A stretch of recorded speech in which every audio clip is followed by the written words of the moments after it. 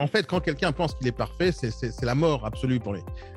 Moi, je dis tous les jours aux gens que les entreprises qui sont les plus fragiles aujourd'hui, ce sont les plus grosses entreprises du monde. Celles qui sont fragiles sont celles qui pensent qu'ils sont au top de leur vie et que ça va continuer comme ça longtemps. Le manque à gagner, ça veut dire quoi? C'est-à-dire, imaginons que tu as fait une vente aujourd'hui. Tu es content? Tu as fait 10 000. Super heureux, super génial. Mais combien de rendez-vous tu as raté? Combien d'offres t'es pas passé? Combien de mandats ont été annulés? Combien de personnes t'ont dit je t'aime pas? Combien de personnes t'ont insulté au téléphone? Combien de personnes t'as pas réussi à obtenir, etc., etc. Combien de ventes t'as pas fait en fait? Quoi, on va faire un truc sympa, sauf si vous avez des questions. J'ai envie qu'on fasse un truc.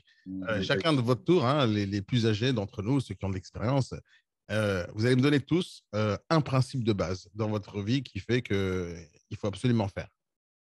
Allez, après toutes vos années d'expérience. Quelle est la chose la plus importante que tu as appris dans ta vie qu'il faut absolument faire pour réussir dans la vie, Fred? Dans notre métier? Dans ta vie, en général. En général. Dans l'existence, tu veux dire, ouais. Non, bon. Oui, tu peux, mais disons qu'on va parler professionnellement. Dans ton métier, quelle est la chose la plus importante que tu dois absolument faire tous les jours? Plaire aux gens. Non, savoir écouter. Moi, c'est savoir écouter les gens. Pour tous les métiers, c'est utile, ça. Je suis d'accord avec toi à 100%. Ouais, toujours servi, ça. 100% d'accord avec toi. Fred, tu dis quoi? Allez. Après, tu t'en fous de ce qu'ils ont dit, mais tu as écouté, quoi. Alors, tu m'obliges à rebondir. Non, justement, tu vois, c'est ça qui fait la différence. Non, mais savoir écouter les gens, ça te permet de te remettre en cause à chaque fois que tu as besoin de le faire, quoi. Je suis 100% d'accord avec toi. Et d'offrir le service, le vrai service qui n'est pas forcément bien exprimé par les gens, d'ailleurs. Il faut écouter en plus parce qu'on apprend tous les jours. On a un passé, mais le jour de demain, c'est un autre jour. Il y a d'autres habitudes. On est dans un autre monde chaque jour. Et si on n'écoute pas, on vit toujours à l'ancienne. On vit toujours… pour moi, c'est vrai qu'il faut savoir écouter. Et une fois que tu écoutes, donc normalement, c'est un cerveau, tu entends. Et après, tu peux répondre. Mais si tu n'écoutes pas, tu parles de ce que tu connais. Et le client, il n'est pas forcément intéressé par ce que tu lui dis. Il faut bien l'écouter, lui poser des questions. Et après, faire comme fait Daniel, il nous pose des questions et il nous écoute. Et c'est pour ça que je suis là le matin, c'est que j'apprends beaucoup à écouter. Et dans la vie, si tu n'écoutes pas, tu as raison avec toi-même et tu sais tout. Ah oui, mais non. Après, les gens ils écoutent, mais ça ne veut pas dire qu'ils passent à l'action. C'est ça la grosse différence. Je ne sais pas si vous avez remarqué. Je ne sais pas si vous avez remarqué, mais c'est vrai qu'il y a beaucoup de gens qui sont très surpris lorsque réellement tu es à l'écoute. Les trois quarts du temps, ne serait-ce que quand tu dis bonjour, comment tu vas? Alors le gars commence à déballer, comment il va? Et jamais il te pose des questions, et toi, comment tu vas? Mais c'est vrai que rien que le fait d'être à l'écoute, à un moment, il y a un blanc, le mec, limite, il se retourne et il dit « Oh, tu t'intéresses à moi, quoi ?» C'est assez surprenant, en fait. C'est vrai que moi, il m'arrive des fois, la tête dans le guidon, de discuter à droite à gauche, et puis des fois, je perds le fil, quoi. Ou en tout cas, bon, c'est pas l'âge, attention, hein, mais je perds le fil, ou en tout cas, je me concentre pas forcément sur ce qui m'est dit là, ou alors, des fois, si c'est pas super intéressant, ils ont un peu de mal, des fois, à ne pas décrocher, quoi. Alors, je vais vous donner un petit truc important là-dessus. Écoute. Hein. L'écoute, c'est super important. Tu as raison, Pierre, tu as raison, Joe. Mais après, il y a ce qu'on appelle l'écoute active, tu vois, ou écoute passive. Voilà. Donc, moi, quand j'écoute, quand je parle avec quelqu'un, peu importe qui, hein, lorsque j'ai un rendez-vous, bien sûr, pas quand je suis dans la foule, j'écoute pas les autres, mais quand je suis en rendez-vous avec quelqu'un, peu importe qui, hein, j'écoute vraiment. C'est-à-dire, quand je dis j'écoute vraiment, c'est-à-dire que je m'intéresse à la personne. Non, mais écoute, c'est ça. D'abord, je m'intéresse vraiment et je ne suis pas le commercial à la con, tu vois, qui va écouter pour dire oui, j'écoute, mais en fin de compte, je prépare la phrase que je vais dire dès qu'il y a l'occasion. Donc, je suis pas en train de… les journalistes. Ouais, ça, et les commerciaux. Les commerciaux sont comme ça. Moi, je déteste les commerciaux. Hein. Je ne supporte pas les commerciaux. Mon père, il avait une expression qui disait les commerciaux, c'est la dernière race après les crapauds. Et c'est une phrase qui m'avait accroché toute ma vie. Tu vois. Mais pourquoi j'aime pas les commerciaux? Parce qu'ils sont capables de tout faire pour vendre leurs trucs. Tu vois. Ils ne sont pas vraiment très objectifs. C'est pour ça que j'utilise le mot négociateur ou chef d'entreprise ou entrepreneur. C'est plus un état d'esprit. Donc, j'écoute réellement, je réponds aux besoins des gens et réellement. C'est-à-dire, quand je parle avec quelqu'un, je n'ai pas le sourire commercial. Oui, bonjour, monsieur. Je ne suis pas comme ça du tout. S'il me dit un truc intéressant, je m'intéresse. Si ce n'est pas intéressant, je dis c'est pas intéressant. Quand il dit des conneries, je dis c'est des conneries.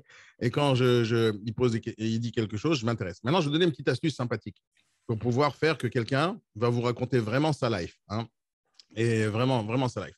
Vous allez faire une phrase qui va commencer par une question ouverte. Vous commencez par une question ouverte. Et vous dites, donc la personne, elle s'ouvre normalement, hein, tout se passe bien, elle s'ouvre. Hein.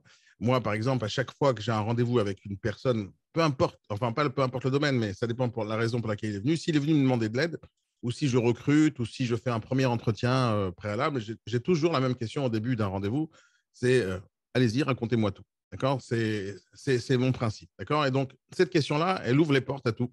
Très souvent, les gens ils me disent, ouais, mais par où vous voulez que je commence? Par ce que vous voulez. Et donc, les gens, ils commencent par le moment le plus important de leur vie ou le moment le plus émotionnel de leur vie. Et ils vont faire plusieurs choses. Donc, d'abord, ils vont vous raconter votre truc. Et après, si vous voulez vraiment accrocher la personne, vous faites un truc simple. Vous dites, ah, je comprends votre problème. Je vous explique pourquoi vous ressentez ça.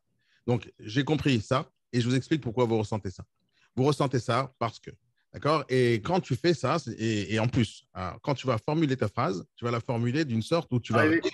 Tu vas... On est arrivé. C'est qui ça? 2 secondes. On est à l'école. Okay. Je coupe le micro à Vincent. OK. Et donc, quand vous allez formuler vos phrases, vous allez essayer, sans singer, vous allez essayer d'utiliser les mots que la personne a utilisés. Parce que les mots que les personnes utilisent lorsqu'ils sont en train de raconter quelque chose émotionnel, ils vont se rappeler des émotions qui ont été générées le jour où les choses se sont faites. Si quelqu'un te parle de ton divorce, quelqu'un te parle de ton business qui a coulé, quelqu'un parle de ses ventes ratées, etc., il va utiliser des mots qui représentent ces émotions au moment donné où ça s'est passé. Si vous êtes assez fort, vous prenez un peu de notes sur les mots. Reprendre les mots. Les mots, comme un négociateur au FBI, tu vois, qui va essayer de soutenir un gars d'un kidnapping ou je ne sais pas quoi, une prise d'otage. Et donc, l'idée, c'est de prendre les mots qu'il utilise, les mots émotionnels, les mots positifs, et quand tu réutilises les mots, en fait, tu vas utiliser son langage. Et quand tu vas utiliser son langage, il va avoir l'impression que tu le comprends et que tu parles comme lui. Maintenant, l'idée, c'est de faire ça d'une manière un peu subtile, dans le but qu'ils ne se rendent pas compte que tu es en train de répéter ces mots. Mais l'idée, c'est de le laisser s'ouvrir et au final, tu vas l'écouter, tu vas lui dire pourquoi il ressent ça. Donc voilà, j'ai compris, il y a ça, parce que ça. Et donc, quand tu réutilises les mots, la personne, elle sait une seule chose, c'est que tu l'as compris. Une fois que la personne, elle sait que tu l'as compris, le chemin vers la discussion et la négociation… On brise. Ouais. Hein, on a dit qu'on… On a dit hier qu'on comprenait. Hein. Ouais, d'accord. OK. Mais ça, l'écoute, c'est quelque chose de bien sûr ultra important dans le business. Sans l'écoute, il n'y a rien du tout. Hein. Sans l'écoute, s'il n'y a pas d'écoute, tu es un simple commercial qui essaie de vendre et refourguer ta marchandise. Mais ce n'est pas ça qu'on fait. Non.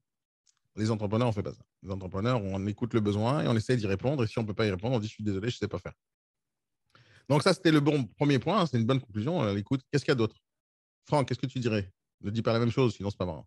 Non, mais moi, souvent, ce que je dis, parce que quand je parle avec des collègues, avec des confrères, etc., on parle, bien sûr, j'ai fait une vente, j'ai fait ci, là.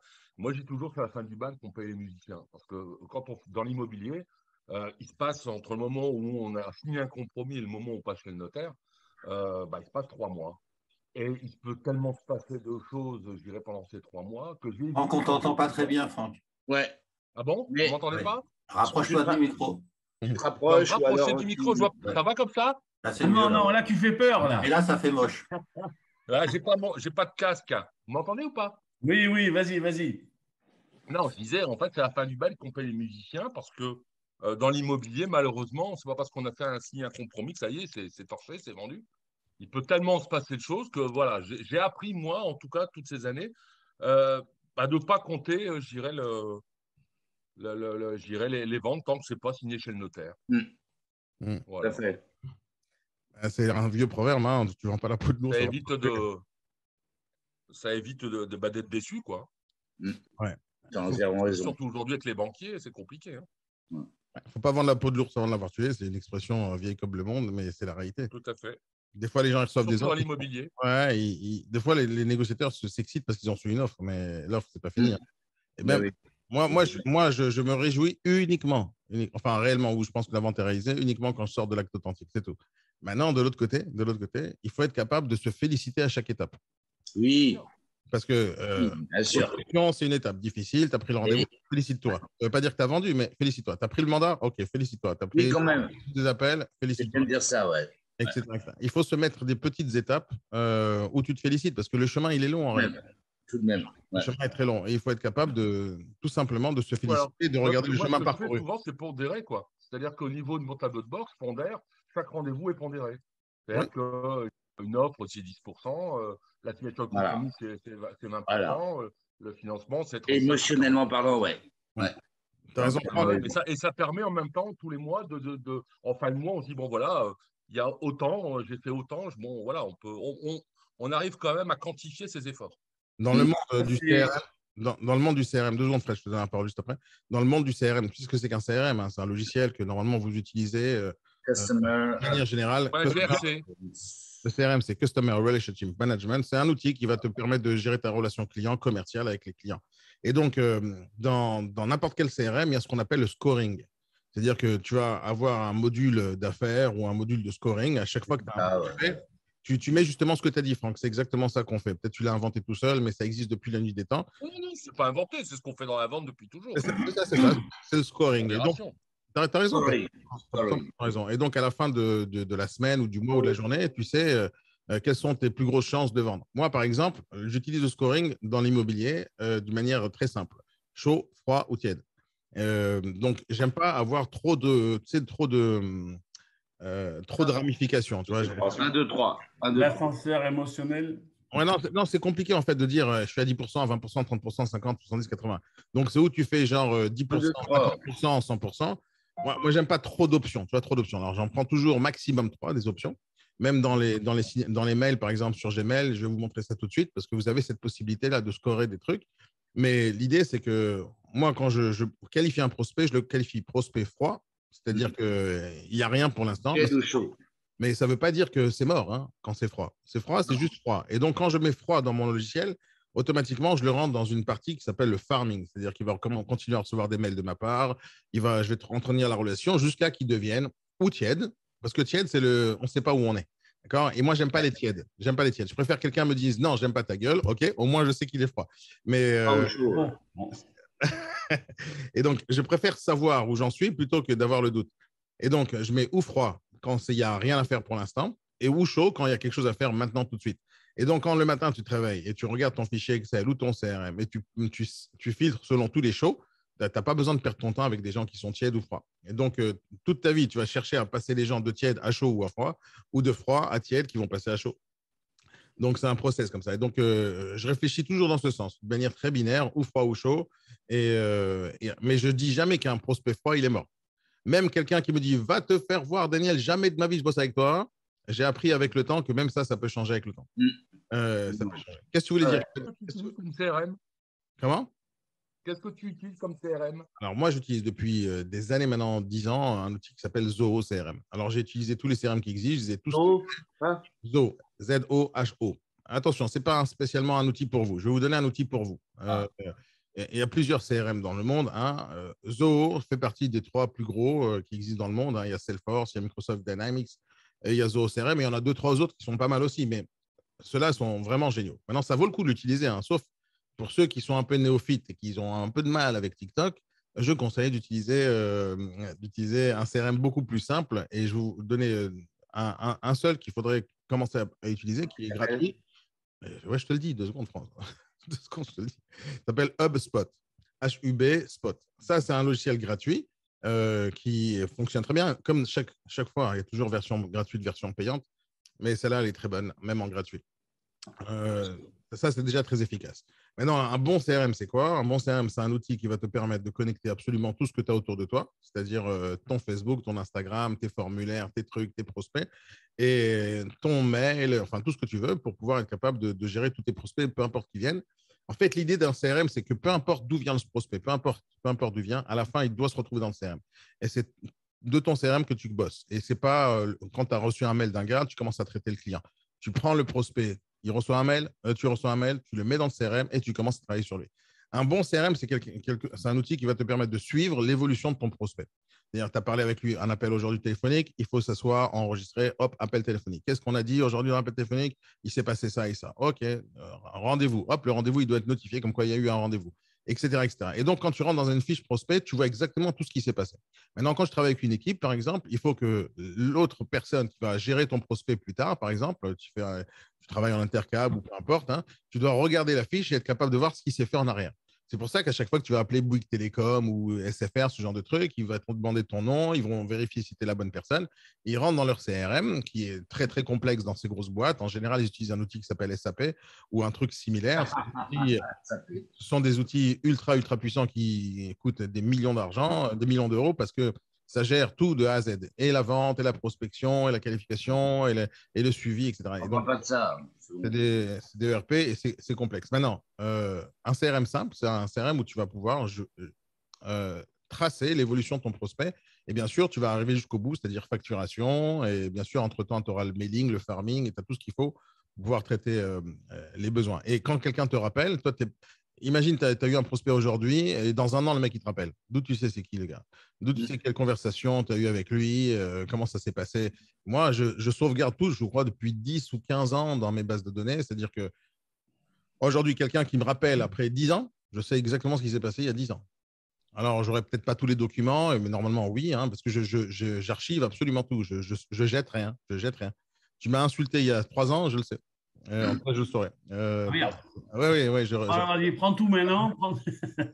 Non, mais moi, je trouve très intéressant pour commencer avec Bitrix 24. C'est un autre CRM. Mais il est payant. Il est payant. Voilà, mais il est extrêmement intéressant. Oui, il s'appelle. Et c'est vrai que j'étais, je ne sais pas, vous les anciens aussi, moi j'étais tout le temps papier.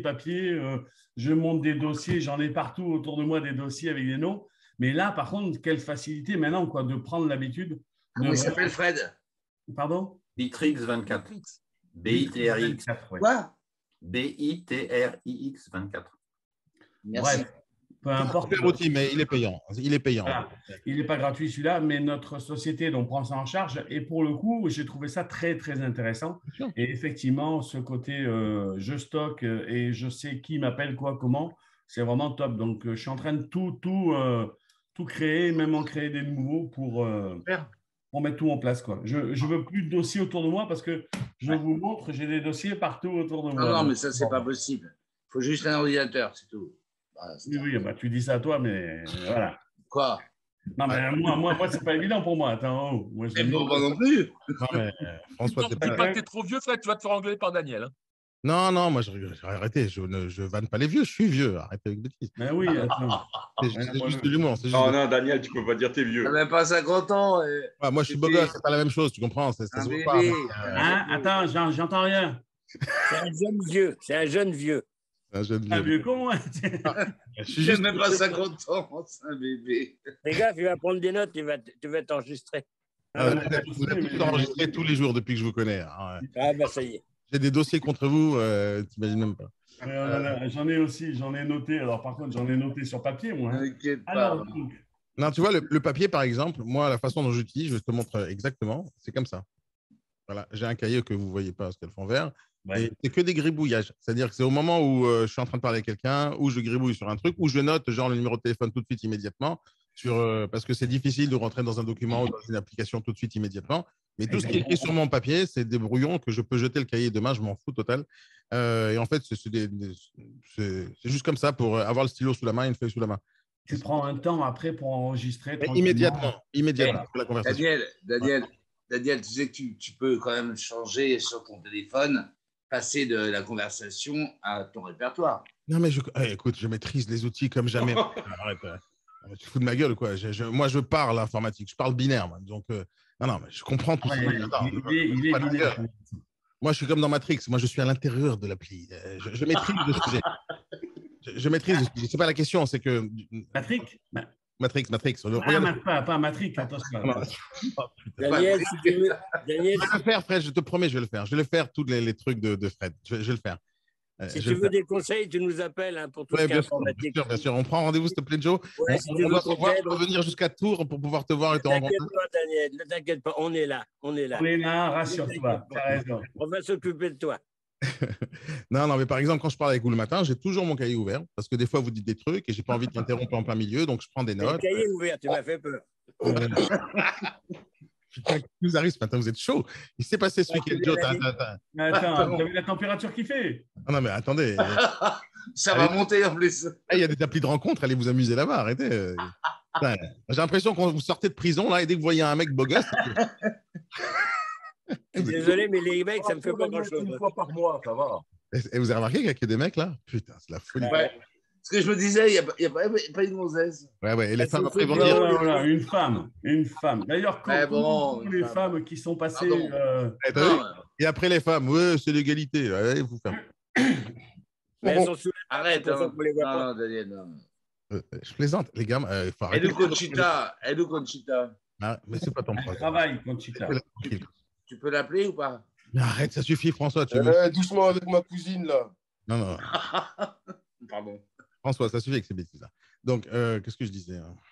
Ah ben, Ouais, regarde sur ton carnet, tiens. Bon, le papier. Sur ton cahier. Pose-nous des questions, n'aie pas peur. Ah oui, Vas-y. En Voilà, Vélin d'Angoulême. mais justement, je veux continuer. Kevin, qu'est-ce que tu as appris dans ta vie là, qui est très important pour toi, que tu es obligé de faire dans ton métier, dans ta vie de tous les jours, professionnellement, qui fait que tu réussis ou tu rates? La chose la plus importante dans ta vie. Seb, réfléchis à ça aussi. Vincent aussi. André, dites-moi ce que vous avez vécu dans votre vie qui vous permet de dire c'est ma conclusion. Moi, je suis désolé, j'ai pas de caméra, mais grave. j'ai un problème. Mais pour moi, c'est l'écoute. Ça a été évoqué tout à l'heure. C'est Alors, dis autre chose, l'écoute, sois original, dis autre chose. Alors, je vais pas prendre quelque chose qui m'a pas, tu vois. Autre chose. Mais disons en deuxième partie, disons que ça, on est tous d'accord sur l'écoute. Moi, j'ai quelque chose à dire. Attends 2 secondes, Kevin, je vais le dire dans 2 secondes. On a tous dit que l'écoute, c'est important, Vincent. Imaginons en deuxième place. La première place, c'est l'écoute. Deuxième place, ça serait quoi chez toi? La mise en place de ce que tu as écouté, voilà. Ouais, je suis d'accord. Ouais. Passe à l'action. Et comme ça, on peut en faire une trentaine même. J'ai compris. Ouais, d'accord. On conclut sur l'écoute, c'est numéro 1. Ok, ça marche faire ça. Vas-y, Kevin, tu voulais dire quoi? Bon, tu parles de manière générale dans le métier. Non. Professionnellement, pas immobilier, pas ce que tu fais professionnellement parlant. Quelle est la chose la plus importante que tu dois faire pour réussir dans la vie professionnellement? La chose que tu retiens le plus, tu dis voilà, ça, c'est la chose la plus importante pour moi. Monter l'entreprise. C'est se former et continuer à se former. C'est bien ça, Kevin. Ouais. J'aime bien. Et même malgré le fait que là, on est au B-Morning avec Daniel, on apprend des choses. Je pense qu'au-delà de ça, il faut aller faire des recherches personnelles aussi sur ce qu'on apprend avec Daniel et même au-delà de ce qu'on apprend avec Daniel. Je pense que se former, c'est… Mais justement, on te demande. Régulièrement et chaque jour. Kevin, on te demande. Kevin, François, s'il te plaît. Je vais te couper le micro à la fin. François, tu t'arrêtes. Vas-y, Kevin, continue. Ouais, je pense qu'il faut se former chaque jour. Chaque jour que Dieu fait, il faut se former. 100% d'accord avec toi. 1 milliard de pourcents d'accord avec toi. Tu sais, je le dis tout le temps et moi, je vous conseille de faire pareil. Je vous conseille de faire pareil. Vous vous abonnez à des chaînes de podcasts qui vous intéressent. Et tu sais ce que tu as dit, Kevin, tout à l'heure, tu vas apprendre des trucs et tu vérifies sur Internet ce que je dis. Moi, je vous conseille à toutes et à tous vraiment de le faire. C'est-à-dire que non seulement, si je te dis, ça se trouve, c'est des conneries ce que je raconte. Bon, je ne pense pas raconter des conneries, sinon je ne les raconterai pas. Mais l'idée, c'est qu'il faut vérifier ce qu'on te dit. C'est-à-dire, si jamais je dis quelque chose, vérifie-le. Parce que je t'explique pourquoi j'ai envie que tu vérifies tout ce que je dis. Parce que si tu vérifies qu'à la fin, tu dis j'ai raison, tu ne vérifieras plus et tu me croiras sur parole. Mais vérifie absolument tout. C'est quelque chose de très important. Mais moi, je vous conseille à toutes et à tous, réellement, sérieusement, c'est d'écouter des podcasts. Vous allez sur Apple Podcast si vous avez un iPhone ou sur n'importe quelle plateforme de podcast que vous voulez et vous cherchez les podcasts qui vous intéressent. Psychologie, vente, ce que vous voulez. Il y a plein de gens qui ont des idées différentes, qui ont une vision différente du monde. Et moi, j'écoute ça matin, midi et soir. C'est-à-dire quand je ne suis pas avec vous, quand je ne suis pas en rendez-vous, quand je fais des choses, je sais pas moi, qui sont chronophages, la paperasse, des conneries, ou juste marcher dans la rue ou faire un jogging ou au sport, hop, c'est des podcasts. J'écoute même plus de musique quand je fais des choses. J'écoute des podcasts toute la journée.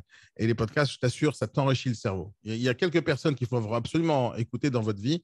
Bon, je ne sais pas si vous parlez l'anglais, mais je vous en donnerai. Si vous voulez, je ferai une liste des choses importantes. Attends, tu as vu, tu nous as regardé l'expérience qu'on a à l'anglais. On va. Little bit, ouais, je te le dis. C'est juste de l'autre côté de la mer pour toi, non? Oui, c'est pas loin, remarque. On est juste en face, vous, Fred. C'est vrai qu'ils sont pas… Ah, nous, on est en face. La chance. Les Rossi, juste à côté de Brest. Avec nous. Ah, mais c'est vrai que si vous ne parlez pas l'anglais, vous ratez beaucoup de contenu intéressant. Parce que les Français, ils ne sont pas très bavards, ils n'aiment pas dire trop de choses, mais il y a beaucoup de gens intéressants en France. Ils ont beaucoup de conneries. Ouais, mais c'est pour ça qu'il faut sélectionner. Il faut sélectionner. C'est-à-dire, si jamais si tu écoutes quelqu'un d'intéressant et tu penses que c'est intéressant, viens me poser la question s'il est intéressant ou pas. et je te dirai ce que j'en pense. J'écoute plein de podcasts. Je suis vraiment très éclectique là-dessus.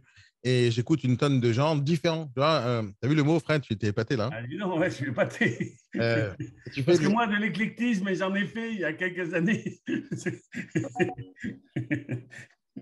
Je voulais la sortir. Tu l'as sortie avant moi, c'est vrai. Bravo, Fred. Je savais que si j'allais dire ça, il y a quelqu'un qui allait rebondir. Et c'est pour ça qu'on ne sort plus ce mot, à cause des inconnus.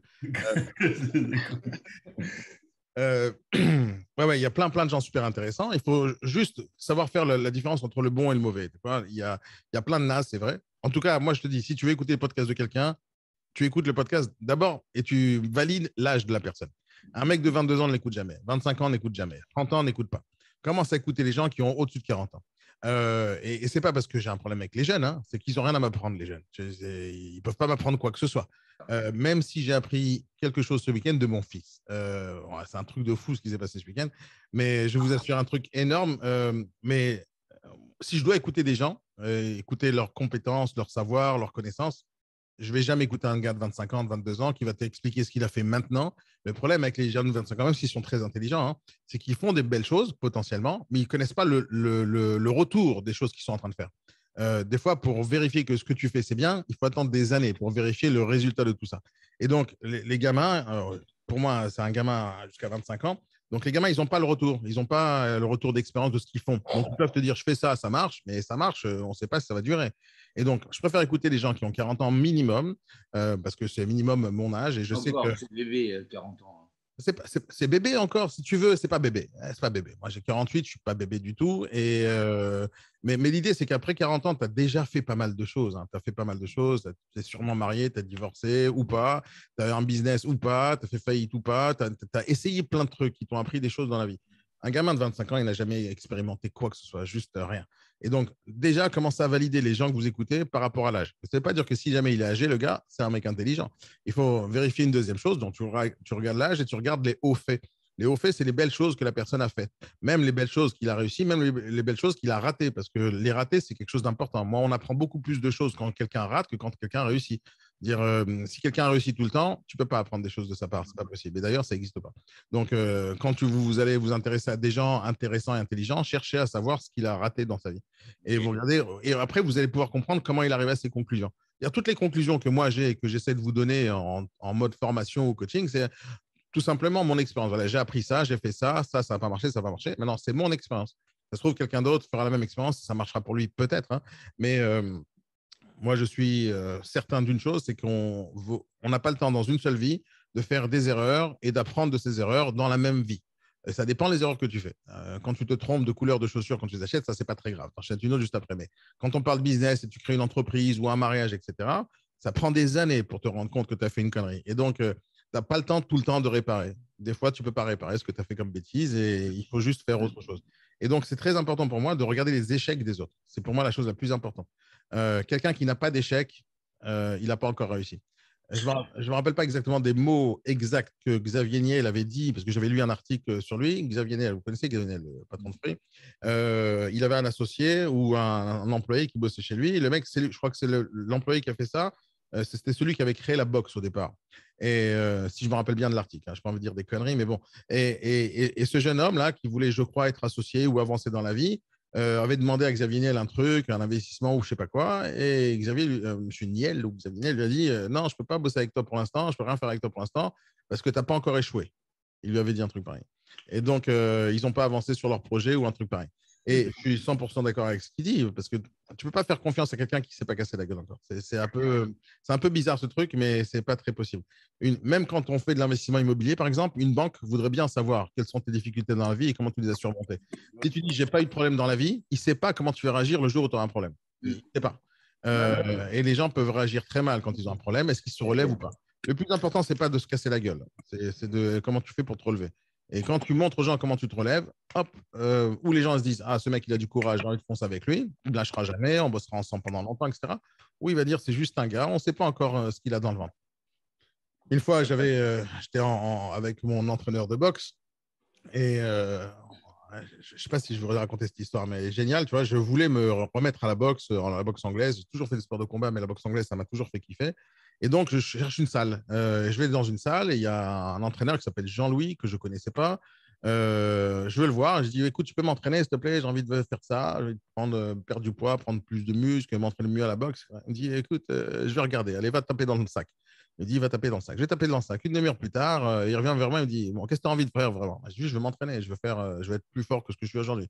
Ah ouais, bon, d'accord, on va voir. Allez, on commence l'entraînement. Et il me fait l'entraînement. Alors, j'étais à l'armée pendant 3 ans, je t'assure, j'en ai eu des entraînements difficiles. Hein.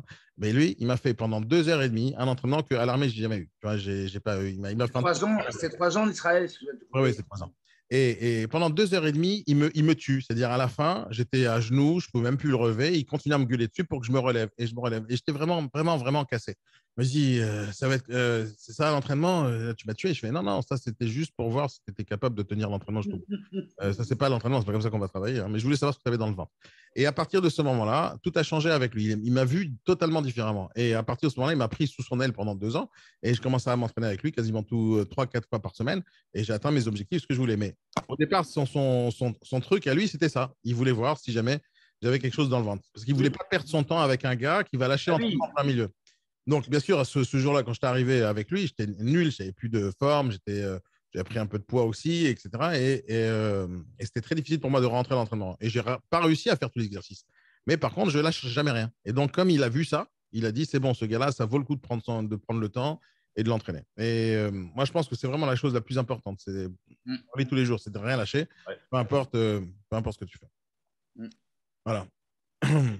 Kevin, tu voulais dire quelque chose d'autre tout à l'heure, non? Non, c'était tout. Ouvre ton micro, Fred, c'est plus facile. Ouvre ton micro. Fred. Ouvre ton micro.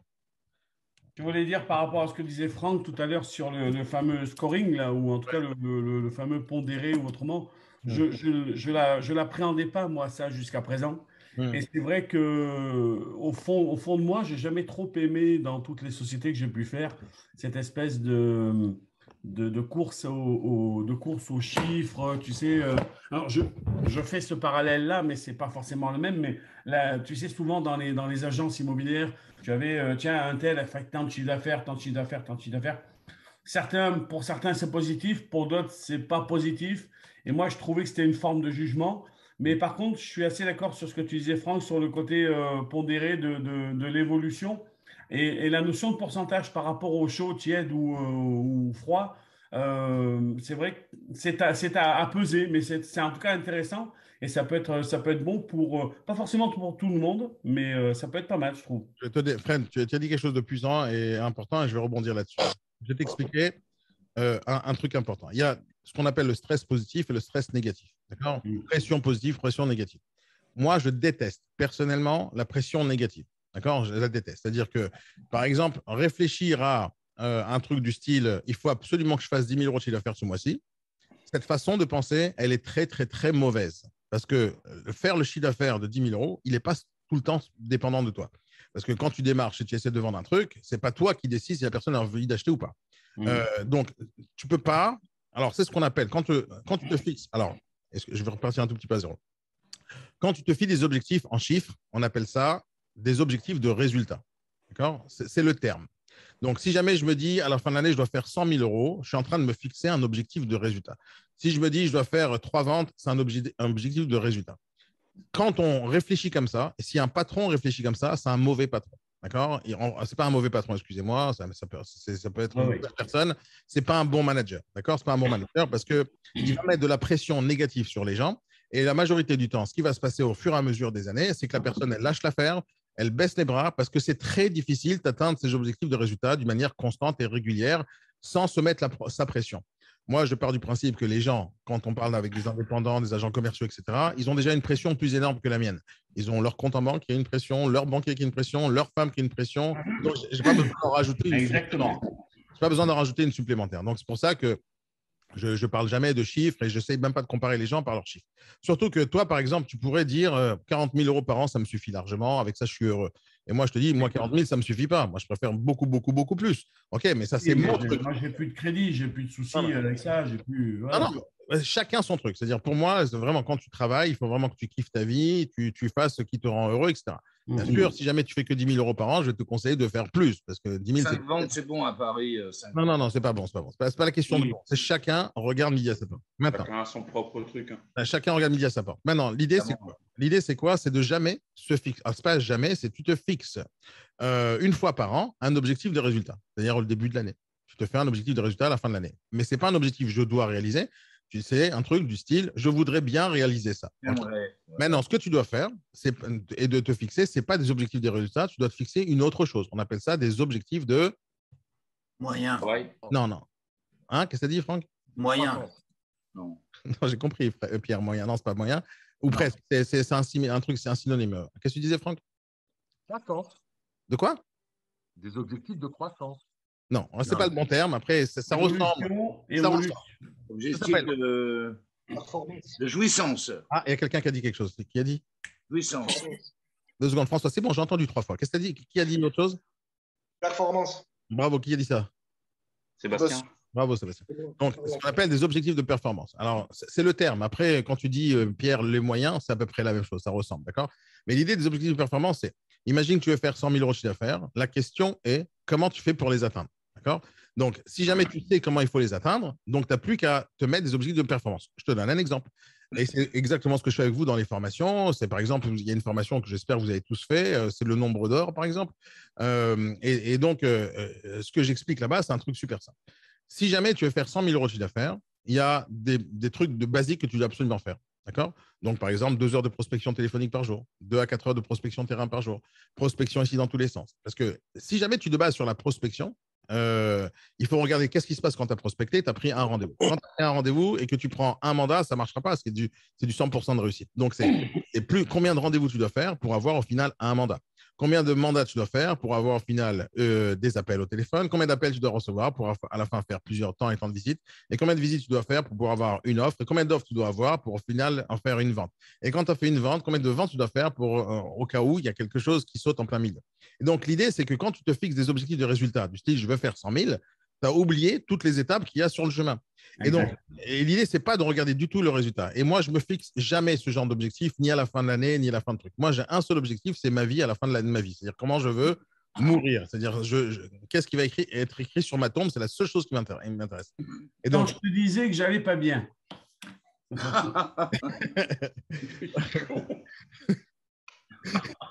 C'est pas ça? Non. Merde. Ce qu'on peut faire pour toi. Elle est bonne, celle-là. L'idée, c'est les objectifs de performance. Et donc, quand tu veux réussir, par exemple, ta semaine ou ta journée, au début de la journée, tu ne dis pas il faut absolument qu'à la fin de la journée, j'ai 3 mandats. Ce n'est pas un bon objectif, ce n'est pas une bonne façon de faire. Parce que je peux t'apprendre tout de suite une technique pour avoir un mandat par appel. Vous la voulez, cette technique? Oui. Je la prends en 3 secondes. Hein. À chaque appel, tu réussis. Allez. Vous voulez cette méthode ou pas? Vas-y. Qui la veut? À part François. À part François, parce que lui… Qui la veut? Non, c'est une méthode de merde et ça s'appelle le mensonge. Si jamais je veux avoir n'importe quel truc, n'importe quel mandat avec n'importe quel prospect, je lui raconte ce qu'il a envie d'entendre. Hein. Je pourrais même lui dire, je vous paye 1 000 € si on se prend un rendez-vous. Et il va dire, oui, je ne le payerai pas. Donc, je peux avoir à la fin n'importe quel truc où je lui dis, j'ai de l'argent cash tout de suite pour acheter votre bien. Je peux raconter les mensonges que j'ai envie parce que ça passe. Les mensonges, ça passe. Le problème, c'est que ça ne marche pas à la fin. Donc, si jamais on veut réussir à tous les coups, il faut juste mentir. Tu mens. Mais moi, ce n'est pas mon business, ce n'est pas ma façon de faire. Donc, tu ne peux pas être certain qu'à la fin de la journée, tu auras 3 mandats. C'est juste pas possible. Par contre, il y a une certitude, c'est que si tu fais la quantité de choses et donc des actions que tu dois faire, tu les fais, à la fin, il y a du résultat. Et on parle toujours en stats. Je te donne un exemple. Je peux te garantir, d'accord? Je peux te garantir que si tu fais toutes les formations avec moi et tu apprends tout ton métier et que tu te concentres sur une seule chose dans ta vie de tous les jours, une seule chose, hein, pendant les 2 premières années de ta vie dans l'immobilier, parce qu'après 2 ans, il faut changer. Hein. Mais dans les 2 premières années de ta vie, si tu te concentres sur un seul chiffre, 12, ce chiffre 12, d'accord? Je suis né le 12 mai, donc ça tombe bien. Ouais, excuse-moi, je ne savais pas cette date de naissance, donc je n'ai pas calculé mon truc basé là-dessus. Et donc, tu te concentres sur 12. 12 quoi? 12 nouveaux vendeurs par jour. Et donc, si tu appelles 12 nouveaux vendeurs par jour, peu importe si tu tombes sur le répondeur, ce n'est pas comptabilisé. Mais si tu raccroches au nez, c'est comptabilisé. D'accord? Donc, si tu raccroches au nez, il te parle, c'est comptabilisé, donc c'est 1. Si jamais tu tombes sur le répondeur, ce n'est pas compté comme 1. Donc, tu vas voir que faire 12 par jour, tous les jours, 12 nouveaux vendeurs, Et tu vas voir que d'abord, ce n'est pas facile. Tu as l'impression que 12, ce n'est pas beaucoup, mais en réalité, tu vas tomber sur beaucoup de répondeurs. Il y a beaucoup de gens qui. Les mots, ce sera des numéros, etc. Et 12, ça peut te prendre une demi-heure si tu as la base de données bien qualifiée avant, et où ça peut te prendre 6 heures si jamais tu n'es pas efficace en termes de base de données ou si tu vas passer ton temps à regarder des affaires sur le bon coin et chercher le numéro de téléphone. Si tu es efficace, tu vas faire les 12 un peu plus rapidement que n'importe qui. Et tu vas voir que 12, je peux te garantir qu'à la fin de l'année, c'est minimum 80 000 euros de chiffre d'affaires. Juste minimum. Mais comme je vous dis, c'est que pour les 2 premières années. Parce que ce que j'essaie de vous enseigner. C'est énorme, Daniel. Je sais que c'est énorme, mais ça reste 12. Et maintenant, comment j'ai fait ce chiffre-là? Dans la formation, justement, le nombre d'or, je vous explique comment je l'ai réalisé, ce chiffre. Ce chiffre, c'est basé sur toute ma vie et toute mon expérience avec moi, mes négociateurs et toutes les personnes que j'ai pu former dans ma vie. Et j'ai fait juste des stats, parce que moi, j'adore les stats. Et donc, toute ma vie, j'ai regardé combien d'appels il faut faire pour avoir un bon résultat, combien d'appels il faut faire pour avoir un rendez-vous, combien de rendez-vous il faut faire pour avoir un truc. Et j'ai des chiffres comme ça qui sont dépendants de chaque personne. Et donc, une des choses que je vous dis, par exemple, dans la formation prospection téléphonique, c'est de mesurer votre taux de transformation. Par exemple, tu dois mesurer une fois de temps en temps, au moins une fois par mois. Au début, c'est bien une fois par semaine, mais après, une fois par mois, tu mesures. Et après, une fois par trimestre, plus tu évolues dans la vie, plus il faut mesurer tout le temps. Si tu veux mesurer, si tu ne mesures pas, tu ne peux pas t'améliorer. C'est-à-dire c'est en mesurant que tu t'améliores. Et le but, c'est de s'améliorer. Et donc, si jamais tu mesures, par exemple, un truc simple, tu fais de la prospection téléphonique aujourd'hui lundi, tu appelles 10 personnes. Alors, tu vas appeler plus que ça, mais tu mesures sur 10 personnes. Et sur 10 personnes, tu vérifies sur les 10 combien ils t'ont répondu au téléphone. Et pas ceux qui t'ont laissé un message sur répondeur, uniquement les gens à qui tu as parlé. Et tu fais sur 10 personnes. Combien de personnes t'ont raccroché au nez? François, arrête, s'il te plaît, d'intervenir. Et donc, sur 10 personnes, tu regardes combien de personnes t'ont raccroché au nez, combien t'ont insulté, combien t'ont dit oui, combien t'ont écouté et combien tu as eu de rendez-vous. Et tu mets ce chiffre sur 10. Imagine qu'on sur 10, tu as 0 rendez-vous. Ça, c'est génial en réalité. Quand tu as 10 appels et tu as 0 rendez-vous, rien du tout qui est fructueux, c'est le meilleur chiffre que tu puisses obtenir aujourd'hui parce que tu ne peux pas aller plus bas que ça. La seule chose que tu peux aller, c'est un peu plus haut. Ah oui, c'est le meilleur le truc. Et donc, tu sais que tu es nul. C'est tout, tu sais que tu es nul. Donc, tu sais que tu es nul. C'est pas compliqué. Donc, tu sais que tu es nul, ça ne veut pas dire que c'est la fin de ta vie. Tu sais que tu es nul. Maintenant, ton but, c'est d'augmenter ton transformation. Dire, je t'assure, moi, je suis un excellent prospecteur, un excellent commercial, un excellent négociateur. Je ne fais pas du 100%, ça n'existe pas. Ça n'existe pas. Donc, sur 10 appels, tu vas mesurer. Si jamais tu as un 1% de transformation, 2% de transformation, c'est pas mal. Si tu as 10% de transformation, c'est génial aussi. Si tu arrives à 30% de taux de transformation, c'est déjà au top. C'est déjà au top, 30% de transformation sur 10 appels. Maintenant, j'ai rarement vu des gens avec 50% ou 70%. Rarement vu. C'est-à-dire c'est que des gens exceptionnels. François, allez, je te coupe le micro, François, parce que tu me saoules. Voilà, tout simplement. Je ne supporte plus tes réactions. Et donc, sur 10 appels, si jamais tu fais 30% de taux de transformation, c'est-à-dire sur 10 appels, tu as eu 3 rendez-vous. Ça, c'est déjà génial. Si tu arrives à faire ça de manière régulière, tu es au top de ta vie. Ça ne veut pas dire que les 7 autres appels, tu les as foirés, les rendez-vous où tu as raté le client. Sauf qu'il faudra relancer et travailler sur la personne, faire du farming pour pouvoir faire que ça se transforme plus tard. Notre objectif dans la vie de tous les jours, c'est augmenter le taux de transformation. Et alors, moi, j'ai rarement vu, je vous dis, déjà à 50%, rarement vu. J'en ai vu 1, 2, 3, mais pas plus que ça sur toute une vie. Et même moi, quand je prospecte, je ne cherche pas les 50% de transformation parce que je sais que ça ne va pas à un truc. L'essentiel, c'est combien de rendez-vous j'ai besoin pour pouvoir réussir ma vie. Aujourd'hui, je n'ai même plus besoin de prospecter au téléphone parce que mon agenda, il se remplit tout seul, comme je vous l'ai expliqué 1 million de fois, avec Calendly, sur mon contenu, etc. Les gens, ils cliquent, ils prennent rendez-vous avec moi et je vends quasiment tous les jours sans jamais prospecter quoi que ce soit.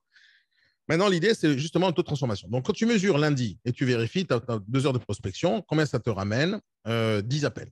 Si tu es à 0, top. Le lendemain, tu recommences et tu mesures. Si tu es toujours à 0, top, tu continues jusqu'à ce que tu arrives à 1% de transformation. Tu es arrivé à 1% de transformation, cool. Maintenant, tu continues à faire exactement ce que tu as appris à faire et tu continues à le faire. Normalement, tu vas retrouver 1% de transformation le lendemain, etc. Maintenant, il faut regarder aussi sur la semaine. Après, tu regardes sur un trimestre. Tu regardes, tu fais la moyenne pondérée de tout ce que tu as fait et tu regardes si, de manière générale, tu es dans une tendance haussière ou une tendance baissière. L'idée, ce n'est pas de faire des chiffres que tu vas montrer à la banque. L'idée, c'est de regarder ces chiffres pour toi. Est-ce que tu es en train de t'améliorer ou tu es en train de stagner? C'est obligatoire. Tu vois, Vincent, qui a fait du foot toute sa vie, même en tant que professionnel, je suis certain que dans n'importe quelle équipe, tu as toujours l'entraîneur ou le coach, etc., qui va prendre des notes sur combien de tirs tu as mis au but, combien de pénaltys tu as raté, etc., etc. C'est des choses obligatoires. Si jamais tu ne fais pas ça, tu ne mesures pas la qualité d'un joueur de foot, tu ne mesures pas la qualité du gars. Il faut être capable de mesurer comment il était le premier jour, comment il était le deuxième jour, comment il était après 3 ans. On est d'accord, Vincent, ou pas? C'est quelque chose qui se passe au foot? Ça, pour moi, c'est la première étape de la progression. On est d'accord là-dessus à 1 milliard de pourcents. Et donc, celui qui n'aime pas se mesurer, il a un vrai problème. Maintenant, Fred, tout à l'heure, tu as dit un truc aussi important, c'est-à-dire que tu dis, voilà, ça me stresse quand je vois les chiffres des autres, quand ils gagnent et comparer les gens avec les chiffres, etc. L'histoire de la comparaison des chiffres, par exemple, dans une agence, moi, je conseille à n'importe quel manager, n'importe quel patron, de mettre les hauts faits de chaque personne. Et donc, pour une seule raison. Imaginons que tu ne marques pas ce que les autres font, c'est-à-dire les autres chiffres d'affaires de tous les autres commerciaux. Imagine que tu ne marques rien du tout. Quand tu ne marques rien, qu'est-ce qui se passe? Donc, toi, tu vas travailler dans ta vie, tu vas faire 10 000 euros, 30 000 euros de chiffre d'affaires et tu vas penser que tu es le champion du monde. Sauf le gars d'à côté, il fait 200 000. Tu dis, merde, je suis loin, en fait, de ce que je pensais être. D'accord? Et donc, en regardant les autres faire et réussir, tu peux toujours te dire, j'ai une marge de progression importante. Maintenant, ça dépend comment tu regardes ça. Si tu es égocentrique et tu es un mec qui déteste la compétition, tu risques de regarder ça comme un truc grave. Merde, il est plus fort que moi, je le déteste, je vais lui casser ses affaires. Et cette façon de penser, elle est très mauvaise. Et c'est une façon de penser française. Par exemple, en France, quand on regarde quelqu'un qui a une Ferrari, on l'insulte, espèce de nanti, etc. Tous ces trucs-là. C'est pour ça qu'il faut cacher un peu sa richesse en France. Mais quand tu es aux États-Unis ou dans d'autres pays anglo-saxons. C'est pour ça que tu as les vitres teintées sur la Ferrari. Ouais, c'est ça. Non. Non, c'est pour ça que je n'ai pas de Ferrari. C'est surtout pour ça.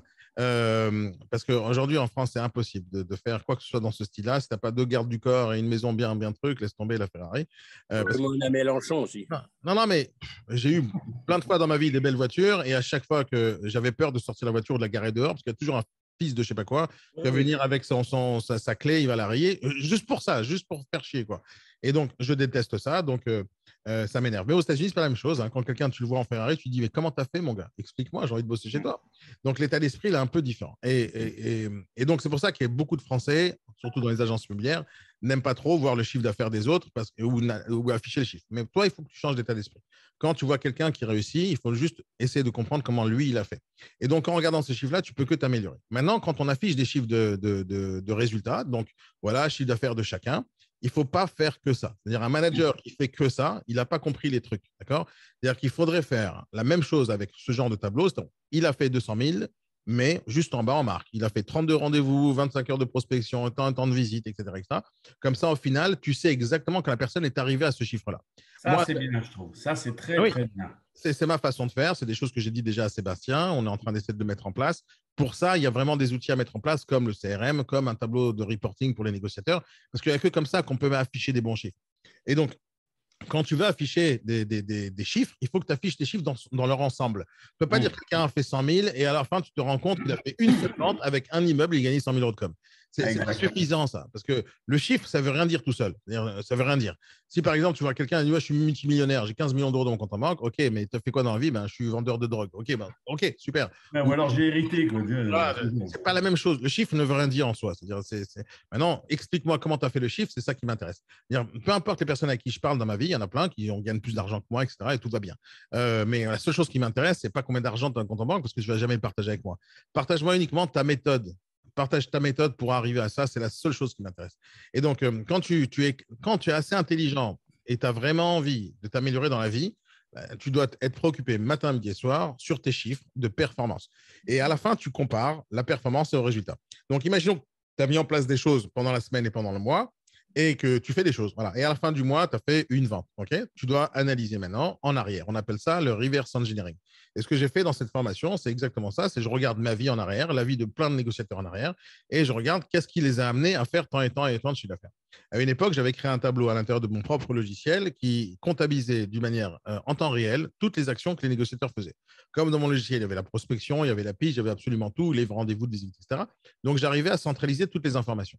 Et donc, quand un négociateur, à la fin d'un an ou 2 ans qui travaillait chez moi, je voulais l'aider à s'améliorer, je prenais ce tableau et je lui disais, voilà, cette année, tu as fait tant et tant de rendez-vous, tu as fait tant de piges, tu as rencontré tant et tant de personnes, tu as pris tant et tant de mandats, tu as annulé tant et tant de mandats, il y a tant et tant de ventes qui ont sauté, tant d'offres qui ne sont pas passées. Quand je lui montre ça, je lui dis, voilà, ce qu'on doit améliorer, ce n'est pas le chiffre d'affaires. On regarde le chiffre d'affaires, tu as fait 150 000 avec ça. Et des fois, les négociateurs, ils sont…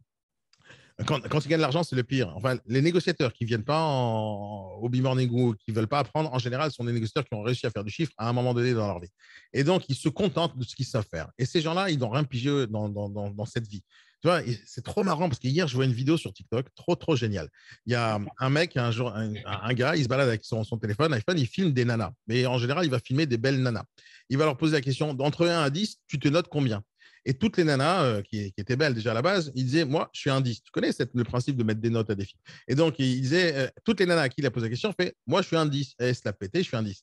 Et juste après, il les va dans les ans. Donc, si jamais tu admets que tu es un 10, ça veut dire qu'il n'y a aucune possibilité que tu t'améliores dans quoi que ce soit. Parce que tu es au 10, tu es au top de ta vie. Et donc, il continue à poser plein de questions dans ce style-là. Et c'est vraiment intéressant. Je vais la retrouver, la vidéo, parce que je l'ai mise de côté, parce qu'elle est intéressante. Et en fait, quand quelqu'un pense qu'il est parfait, c'est la mort absolue pour lui. Moi, je dis tous les jours aux gens que les entreprises qui sont les plus fragiles aujourd'hui, ce sont les plus grosses entreprises du monde.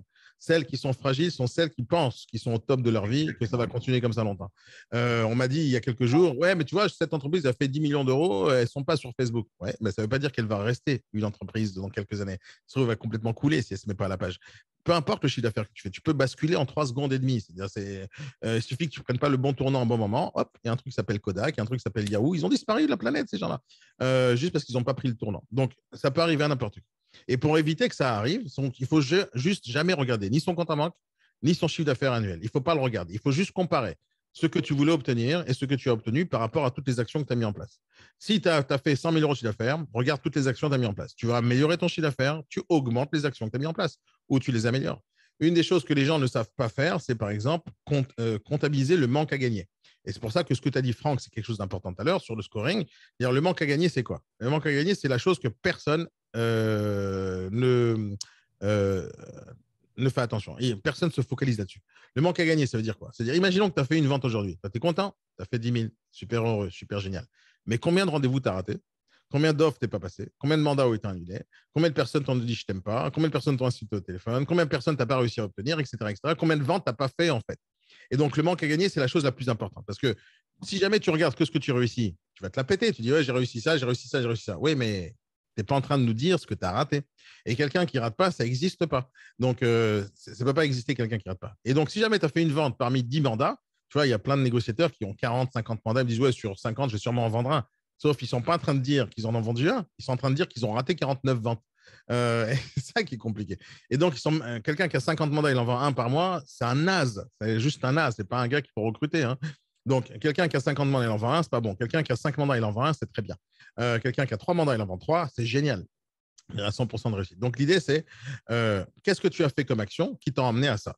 Une fois que tu sais toutes les actions que tu as faites, tu es capable de les améliorer. Et on appelle ça, dans le monde du marketing, du business, ce que tu veux, on appelle ça des KPI. Tu dois mettre dans des endroits spécifiques des curseurs et te dire dans quoi qu'est-ce que tu dois mesurer. Donc, moi, je vais vous les donner, les KPI importants dans l'immobilier. C'est le nombre d'heures de prospection et le nombre de rendez-vous obtenus. Ça, c'est un premier indice super important. C'est-à-dire, tu veux vérifier si ta prospection est bonne, ce n'est pas la prise de mandat, c'est la prise de rendez-vous. Donc, la prospection téléphonique, il faut prendre un rendez-vous, donc on mesure le nombre de rendez-vous. Maintenant, tu veux améliorer ta prise de mandat, tu regardes le nombre de rendez-vous et tu regardes combien tu as pris de mandat. Une fois que tu as mesuré la prise de mandat, donc tu vas faire une corrélation entre le nombre de rendez-vous et le nombre de mandats obtenus. Donc, si jamais tu fais 5 rendez-vous pour avoir un mandat, c'est ça ton taux de transformation. C'est 1 sur 5. Maintenant, ce n'est pas fini parce qu'il y a plusieurs étapes dans une vente. Donc, tu as la prospection. OK, combien de rendez-vous tu as pris? Tu as les rendez-vous, combien de mandats tu as pris? Une fois que tu as pris les mandats, tu vérifies combien chaque mandat t'a ramené d'appels. Donc, ça, c'est encore une fois une mesure importante, le nombre d'appels, parce que tu peux avoir 3 appels par jour parce que tu as mis à 250 000 euros, comme tu peux avoir 10 appels par jour parce que tu as mis à 212 000. Et donc, ça change tout, te la donne. Maintenant, l'idée, c'est est-ce que tu es capable de prendre le mandat ou de le ramener au bon prix ou pas le ramener au bon prix? Parce que c'est là-bas que tu vas vérifier si tu es un bon négociateur ou pas. Donc, le troisième indicateur que je vous donne à mesurer aussi, c'est le nombre d'appels par jour que vous recevez par mandat. C'est un chiffre important, très, très important. C'est là-bas que vous allez savoir si vous êtes bon en marketing ou pas. Parce que si tu as un appel par jour, ce n'est pas bon. Peu importe où tu es dans ce monde. Hein. C'est-à-dire que tu n'as rien fait pour que les gens t'appellent. Les gens, ils doivent t'appeler, même si le bien ne leur correspond pas. Ils doivent t'appeler parce que tu as mis une annonce et tu as payé de l'argent pour ça. Il n'y a aucune raison que quelqu'un ne t'appelle pas. Donc, ça, c'est le nombre d'appels. Une fois que tu as eu le nombre d'appels, il faut mesurer le nombre d'appels sur le nombre de visites que tu as. C'est très important d'avoir le maximum de visites en réel. Donc, tu dois mesurer entre le nombre d'appels et le nombre de visites. Une fois que tu as fait le nombre de visites, tu dois mesurer combien d'offres tu as reçues sur le nombre de visites. Et donc, tu dois corréler, encore une fois, le chiffre d'appels par rapport au nombre de visites et par rapport au nombre d'offres reçues. Et bien sûr, la chose la plus importante au final, pas la plus importante, qui est la chose qui va conclure ou pas tu vas faire du chiffre d'affaires, c'est le nombre d'offres pour faire une vente acceptée. Et donc, et après, je comptabiliserai pas plus loin, c'est-à-dire d'aller voir si maintenant le dossier il est passé en crédit ou pas, ou si l'acte authentique a été signé. Ça m'importe beaucoup moins. Pour moi, la vente, elle est réussie une fois que je suis arrivé au compromis. L'acte authentique. Comment? Surtout qu'on ne le maîtrise pas. Exactement, c'est pour ça que je ne le comptabilise pas. Je comptabilise uniquement les choses que je peux justement contrôler. Je ne peux pas contrôler une vente, par contre, je peux contrôler le nombre d'heures de prospection que je vais avoir au téléphone. Je ne peux pas contrôler le nombre de mandats signés, par contre, je peux contrôler combien de rendez-vous je vais faire. Je ne peux pas contrôler combien d'acheteurs je vais avoir, par contre, je peux contrôler mes annonces. Je peux contrôler tout ce que je peux contrôler, je le mesure. Ce que je ne peux pas contrôler, je m'en fous. Par exemple, je ne regarde jamais la météo. J'en ai rien à battre de s'il va faire beau demain ou pas. Donc, je me lève le matin, je veux savoir comment je m'habille, je sors dans le balcon et je regarde tout simplement. Il fait beau, je m'habille en short, il ne fait pas beau, je m'habille dans un manteau, quoi. Un balcon à Paris, toi? T'es riche? Belle petite terrasse, ouais. Oui, il faut profiter de la vie, c'est comme ça. Mais l'idée, c'est… Oui, vas-y. Pardon de te couper, mais je trouve ça vraiment… On m'a déjà coupé une fois, ça a fait mal, mais depuis… Oui, oh non, ça va, t'étais petit. Ce qui est intéressant… Hein? Oui, non. Un peu de temps, non. Tu connais pas Franck, sa voiture préférée, Daniel? Non. Tu la connais, Fred? Tu la connais? Ah, bien sûr, l'Alpine coupée. Bon. Parce que je suis dit, le podcast où je l'ai expliqué, ça. Je voulais juste dire qu'effectivement, si je prends mon cas personnel, le fait de faire cette approche-là, comme tu viens de l'expliquer, j'aime vraiment beaucoup cette approche-là que je n'avais pas jusqu'à présent, parce que les chefs d'agence ou ce que j'ai pu voir jusqu'à présent étaient tous très binaires là-dessus, chiffres, et pas de développement. Mais ça fait aussi, et je le dis humblement devant tout le monde, ça fait aussi prendre conscience à celui qui regarde ça qu'il est un petit peu feignant, quoi. Ça, oui, bien sûr. Et moi, le premier, il faut dire ce qui est. Moi, le premier. Une des raisons pour laquelle je fais pas les mêmes besoins que tout le monde. Mais c'est vrai que je ne me donne pas, je ne bosse pas 100% de ce que je devrais bosser, clairement. Je le prends sur moi. C'est aussi pour ça que je suis là le matin, parce que non pas que je ne me lève pas, mais parce que ça me booste à faire le boulot, quoi. Mais il y a des moments, voilà, alors que non. Personnellement, c'est ça très intéressant de développer comment on en est arrivé là. Je trouve ça intéressant et pas frustrant ni stressant. C'est vraiment un bon stress positif, ça, je trouve. C'est constructif, quoi. Une petite question, Daniel. Comme toi, depuis le temps que, ça fait plus de 10 ans, comme tu dis, que tu notes tout, est-ce qu'il serait possible d'avoir… Ça fait 20 ans que je note tout. Ça fait 20 ans que je note. Non, mais je veux dire, je parle… Mais dans l'immobilier, oui, ça fait que quelques années, parce qu'à l'époque, les technologies n'étaient pas là. Est-ce qu'il y a possibilité de connaître les ratios? Ah oui, je te les donne tout de suite, si tu veux. Mais tu me donnes… Mais encore une fois, ça dépend du niveau de la personne. Par exemple, pour moi, il y a 5 profils dans le monde de l'immobilier. C'est-à-dire, avec toute une vie, j'ai créé des profils qui me permettent de faire la différence entre toi et quelqu'un d'autre. D'accord? Toi et quelqu'un d'autre, un négociateur et un autre, etc. etc. Donc, j'ai 5 profils. Si tu veux, je te les explique maintenant. Donc, il y a 5 profils. Il y a ce que j'appelle l'apprenti. D'accord? Et pour chaque profil, il y a un chiffre d'affaires potentiel qu'il va réaliser d'une manière générale.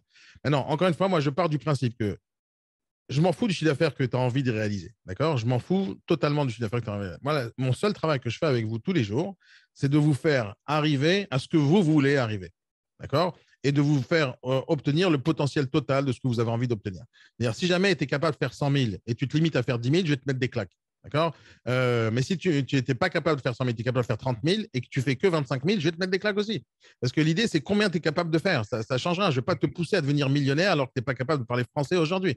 Donc, il y a des étapes pour chaque chose. D'accord? Mais l'idée, c'est qu'est-ce qui va te rendre heureux, toi? D'accord? Qu'est-ce qui va te rendre toi? Avec quoi tu serais heureux en termes de loyer, de payer tes charges, etc.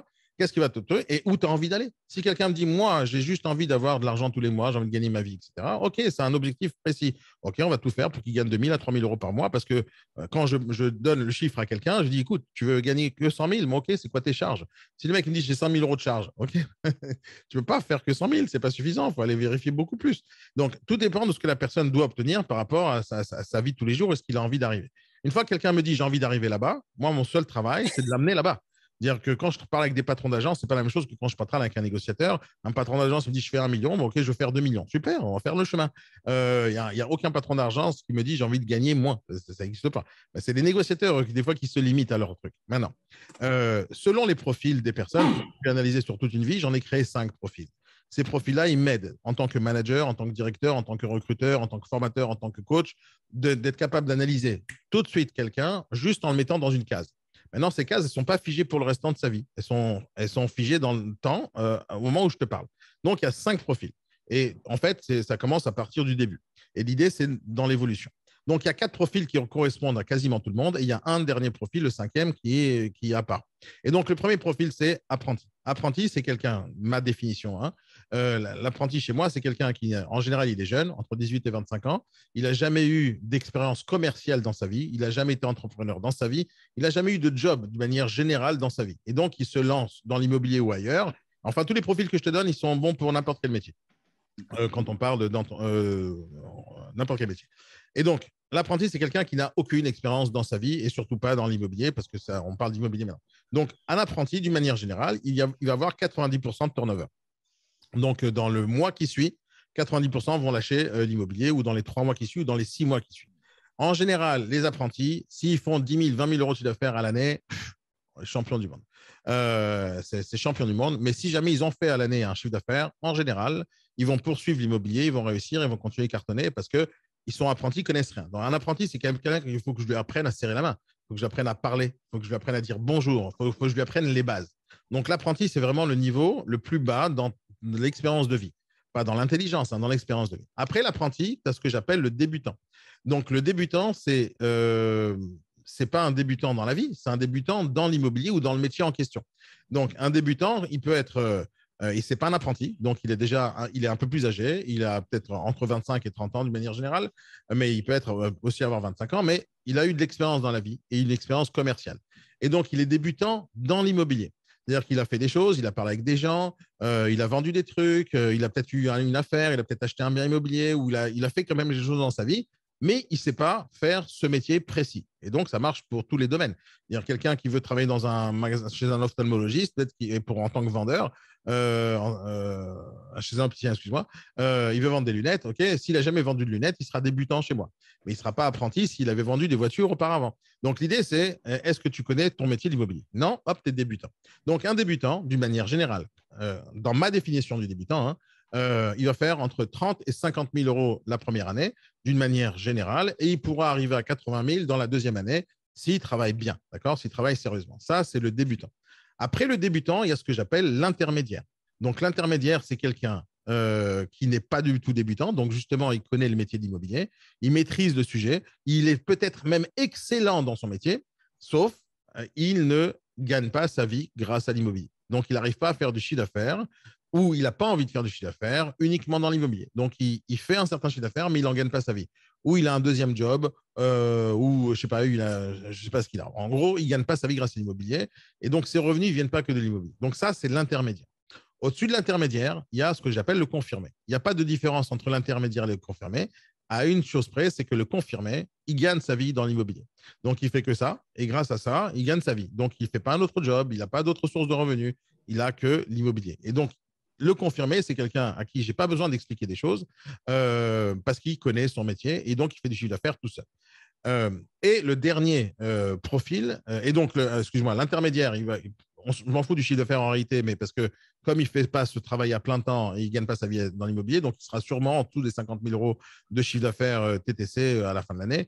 Donc, le chiffre d'affaires, il n'est pas très important pour l'intermédiaire parce qu'il a décidé de ne pas faire l'immobilier son métier. Et après, tu as le confirmé qui va en général gagner entre 80 et 120 000 euros de chiffre d'affaires par an en moyenne, parce que c'est moins que ça, il n'y a aucune raison de faire de l'immobilier. Si tu fais de l'immobilier pour 50 000 euros par an, tu n'as rien compris au business, ça ne sert à rien, autant travailler à la poste.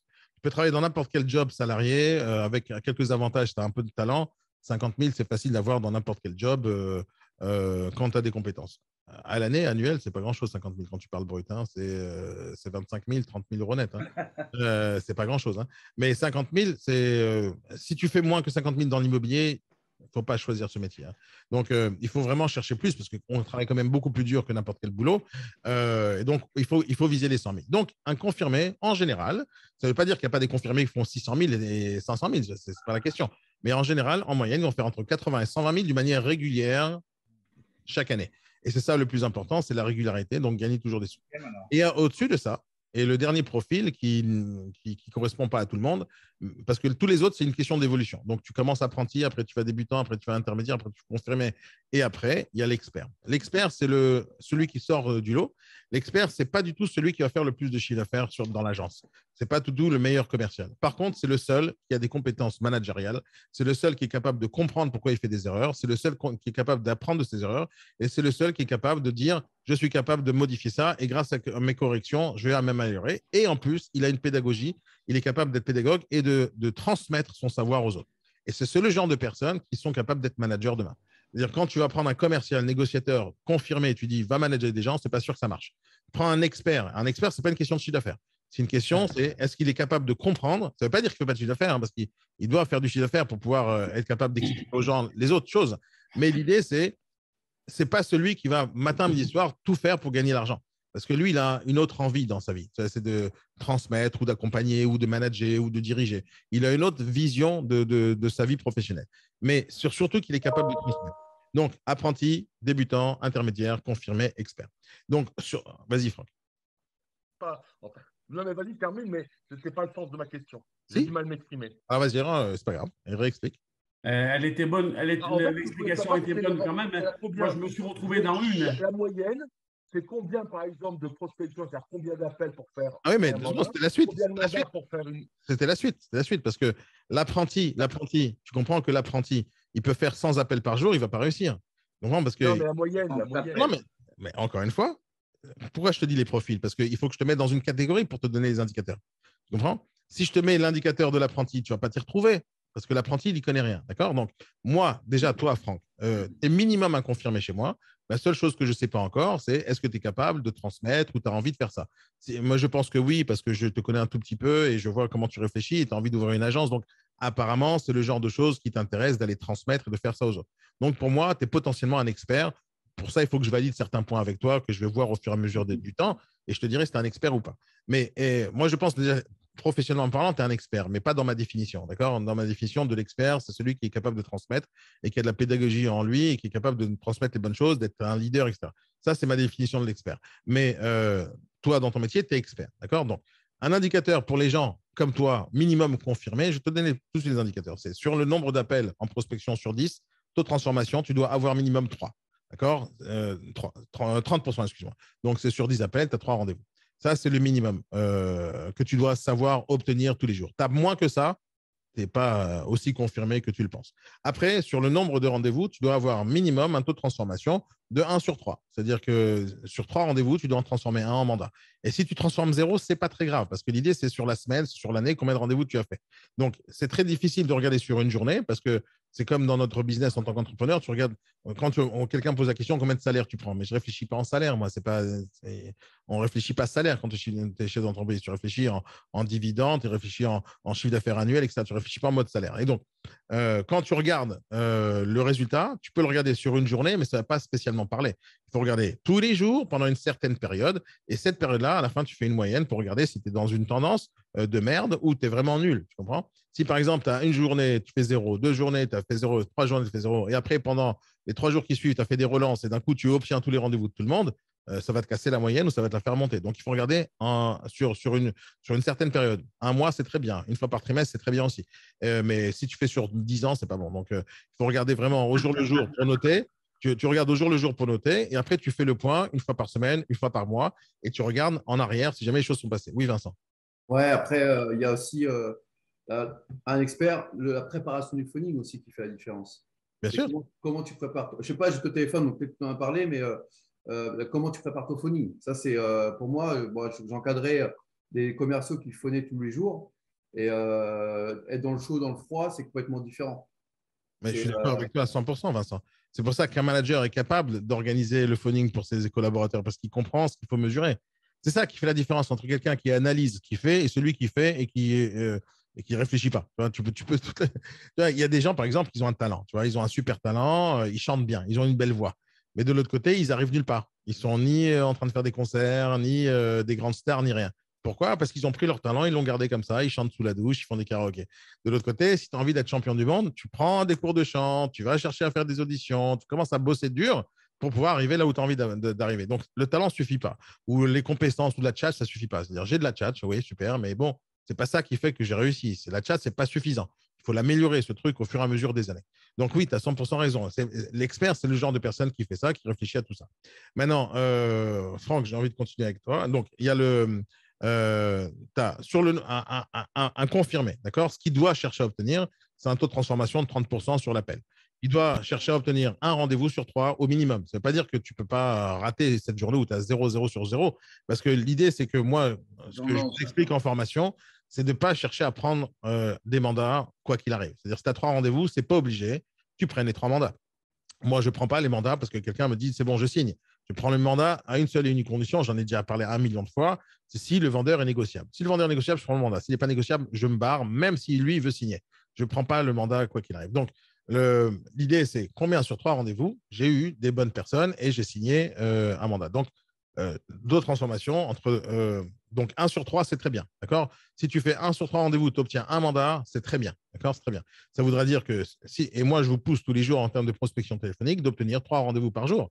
Parce qu'à la fin, c'est ce que tu peux en retrouver. Quelqu'un qui fait moins que ça, à la fin de l'année, à la fin du mois, il n'aura pas tous les bons mandats. Et comme je vous dis qu'il ne faut pas prendre tous les mandats, donc même si tu fais 3 rendez-vous par jour et que tu as 0 mandat, je suis très content. Hein. C'est-à-dire que tu as décidé que ce mandat n'est pas bon pour toi. Moi, je vous dis qu'il faut travailler sur 5 mandats maximum en parallèle qui vont être super efficaces et que tu vas vendre. Si tu vends 1 sur 5, c'est très bien, etc. Donc, 3 rendez-vous, tu transformes un mandat, un rendez-vous en mandat, c'est top. Maintenant, quand tu as pris le mandat et que tu commences à commercialiser, il faut que tu vises minimum entre 3 et 5 appels par jour. Minimum, c'est visé. Maintenant, si tu vas être à Paris, n'importe quel produit, c'est 150 appels par jour. D'accord? Si tu travailles normalement, hein, en suivant mes conseils, tu travailles normalement entre 100 et 150 appels par jour. Donc, Paris, c'est spécial. D'accord? Mais dans la moyenne grande et nationale, minimum 3 appels par jour. Tu n'as pas 3 appels par jour par bien. Hein. Tu as 5 mandats, c'est 15 appels par jour. Si tu n'as pas 3 appels par jour par un bien, tu as un vrai problème. Hein. Un vrai problème, c'est-à-dire que marketingment parlant, tu ne sais pas ce qu'il faut faire. Tes photos, c'est de la merde. Tes textes, c'est de la merde. Les prix, c'est de la merde. Enfin, tout ce que tu as fait, ça ne marche pas. Donc, 3 appels par jour, c'est le minimum. Il faut viser quand même 3 à 5 minimum. Enfin, 5, c'est un bon chiffre. Maintenant, tu as plus, c'est-à-dire que tu as fait le bon boulot. Maintenant, l'idée, c'est le minimum. Si tu as moins que ça, qu'est-ce qui va se passer? Tu vas avoir moins de visites. Donc, l'idée, c'est que sur 7 visites, tu auras une offre. C'est la moyenne, encore une fois. C'est des moyennes. C'est que des chiffres que j'ai notés sur toute une vie. D'accord? Avec ça, je base toute ma façon de travailler avec les négociateurs. Quand un négo me dit j'ai envie de faire plus, la première chose que je fais, c'est viens, on voit ce que tu as fait hier et avant-hier, la semaine d'avant. Donc, sur le principe, quand tu as 3 à 5 appels par jour, tu dois générer au minimum 7 visites par jour. C'est obligatoire. Et sur 7 visites, tu auras en moyenne une offre. Et il faudra avoir entre 2 et 3 offres pour avoir au moins une vente. Tu as noté les chiffres? Ça, c'est sur les chiffres que quelqu'un va faire 100 à 200 000 euros de chiffre d'affaires par an. Tu fais ces chiffres-là, tu as entre 100 et 200 000 euros de chiffre d'affaires par an. Mais d'une manière régulière, tous les jours, non-stop. OK? Parce que si jamais tu fais ça pendant un mois et après tu t'arrêtes, ça ne marche pas. C'est comme quand tu veux faire du régime ou de la musculation, c'est pas genre tu prends l'abonnement à la salle à 29,90 €, tu fais une pompe et ça y est, tu gonfles. Ça ne marche pas. Donc, c'est sur le temps. Tu vois, c'est sur le temps. Ça ne marche pas. Non, ça marche pas.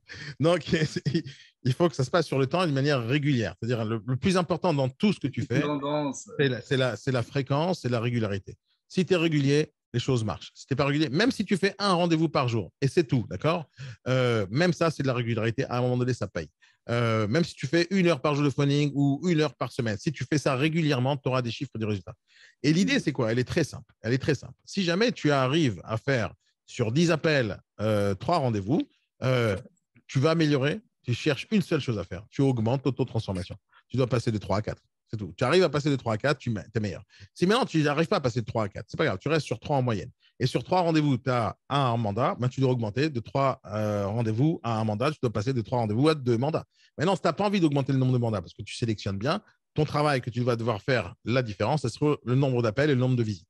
Donc, si jamais tu as 5 appels par jour et que tu as 5 visites par jour, tu es déjà en train d'améliorer toute ton taux de transformation, parce que 5 sur 5.